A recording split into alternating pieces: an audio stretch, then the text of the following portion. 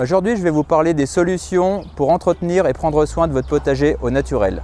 Je vais vous parler de l'intérêt de bien nourrir ces plantes pour avoir une récolte abondante et régulière. Déjà, au moment de la plantation, on a utilisé un très bon terreau spécifique enrichi à l'engrais. Malgré tout, il est nécessaire d'utiliser des engrais en cours de saison pour maintenir la floraison et la fructification. Nous avons un engrais spécifique pour petits fruits et fraisiers, sachant que les fraisiers seront assez gourmands en engrais et en arrosage. Au niveau de la fréquence pour cet apport d'engrais fraisier, ça va être 3 fois par an en cours d'entretien.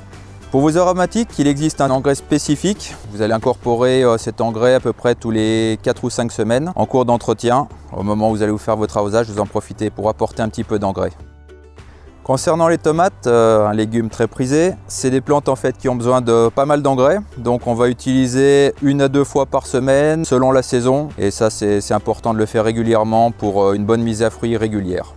Un produit intéressant, le lombricompost, pour garantir la qualité et l'équilibre de votre sol. Le lombricompost est composé essentiellement des déjections des vers, et ça constitue une matière stabilisée et donc sans odeur, qui est vraiment très utile soit à la plantation pour en mettre, soit après en entretien.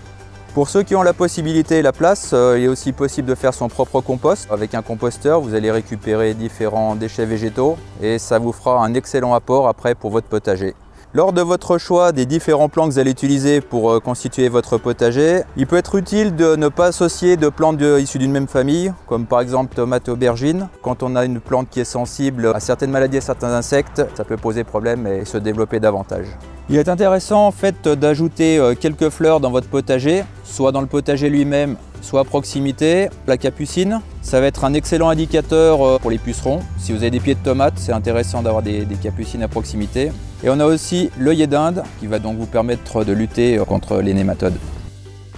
Afin d'attirer les insectes pollinisateurs qui vont vous aider à avoir un meilleur rendement, on peut vous proposer un mélange fleuri de différentes plantes qui vont donc attirer les insectes. On peut les mettre à proximité du potager. Il y a aussi possibilité de mettre des lavandes qui sont des plantes mellifères et c'est vraiment un atout pour la réussite de votre potager et son équilibre. Donc pour accueillir les animaux utiles à la pollinisation et pour lutter contre les ravageurs, vous pouvez installer un petit hôtel à insectes qui va permettre de servir de refuge aux animaux et participer à l'équilibre de l'ensemble de votre potager. Pour les plus petites surfaces, vous avez possibilité d'avoir un petit hôtel à insectes à monter soi-même. C'est une solution idéale pour les petits potagers quand on manque de place.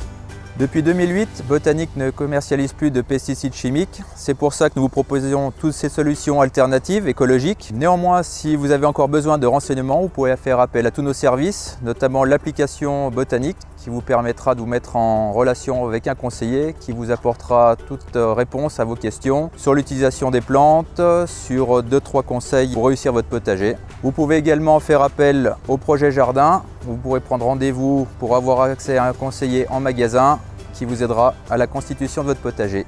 Bonne plantation!